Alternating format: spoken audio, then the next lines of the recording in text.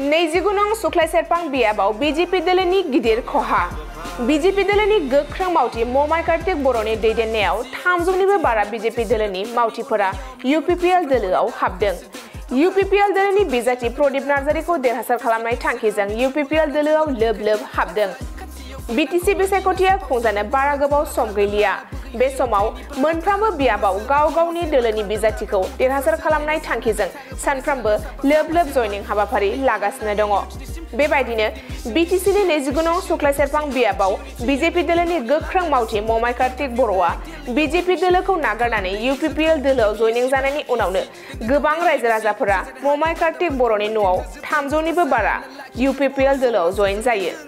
बे जयनिं हाबाफारिनि गेजेरजों ममाय कार्तिक बर'आ बुंथियो दि बे बाराव यूपीपीएल दोलोनि बिजाथि प्रदीप नार्जारिखौ देरहासार खालामगोना रोखा आरो ममाय कार्तिक बर'आ 3,000निबो बारा भट होगोन होननानै बुंथियो।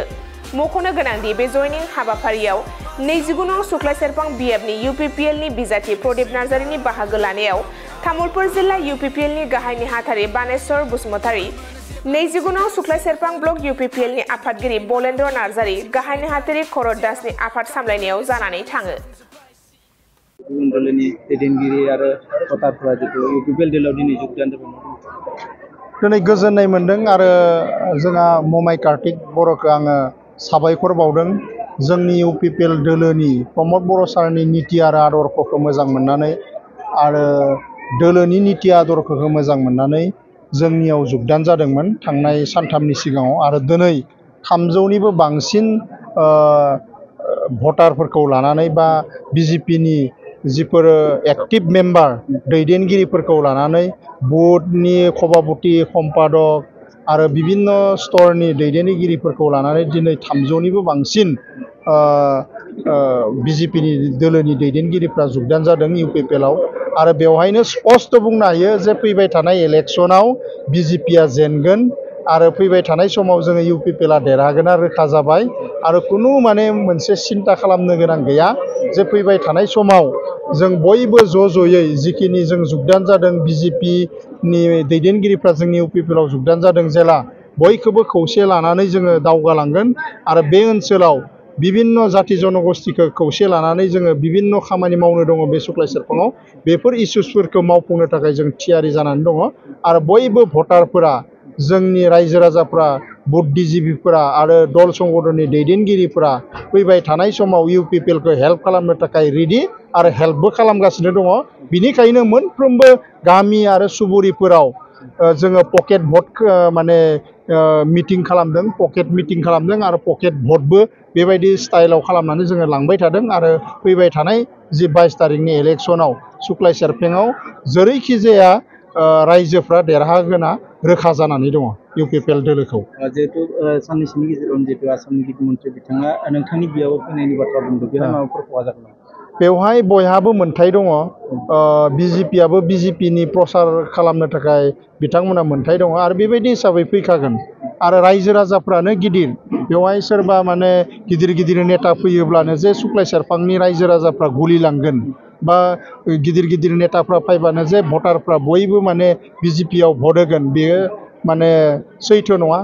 मानोना थांनाय समावबो 2020आव बेबायदिनो गोबां माने केन्डिडेट होदोंमोन अब्ला माबायदियै माने बिथांमोना 9 जनल' देराखै। दा फैबाय थानाय समाव बिथांमोननि जिफोर EM GM जानानै दङ रायजोफोरनो मोजां खामानि मावनो हायाखै, रायजोफोरजों मोनसे कानेक्सन थायाखै जायनि थाखाय फैबाय थानाय समाव बिथांमोननि केन्डिडेटफोरखौ फेजेननो थाखाय भटार बा रायजोफोरा थियारि जाना दङ आरो बेबायदि हिसाबै सुख्लाय सेरफाङावबो बिथां रनेन्द्र नार्जारिखौ फेजेनगोन, रायजोफ्रा फेजेननो थियारि आरो यूपीपीएलखौ देरहानो थाखाय थियारि जाना दङ आरो प्रमद बर' सारखौ फिन सरकाराव लाबोफिनगोन आरो फिन माने सिट बानायफिनगोन होननानै गोसोआव बयबो थियारि जानानै दङ। जोबोद गोजोननाय मोनदों दिनै आंनि दैदेननायाव बा जाय आंखौ मोजां मोननानै दंमोन बिथांमोना दिनै आंनि दैदेननायाव दिनै यूपीपीएल दोलोनि जितु प्रमद बर' सारनि जितु बीटीसी सरकार सालायनायाव जितु गोजोन थासारि लाबोनो हादों आरो जितु भबिष्यतआव जितु परिकल्पना लादों जेरा बिटिआरनि जितु खामानि मावफुंनो गोनां दङ बेफोरखौ नोजोर बोनानै दिनै यूपीपीएल दोलाव आं फैनाय लोगो लोगो आंनि लोगोफोरा बा आंनि जाय खुबागांगिफोरा आंजों दिनै यूपीपीएल जगदान जादों बेनो फोरमान दे फैबाय थानाय बीटीसी जानो गोनां बिसायख'थियाव इउपिपिएल दोलोआनो देरहाबाय होननानै दिनैनि दिननिफ्राय जों फोसावनो हायो। मानो होनबा थांनाय बाराव जोङो 2 नम्बराव दङमोन प्रदिप नार्जारी बिथाङा 800 भटआव जेनदोंमोन।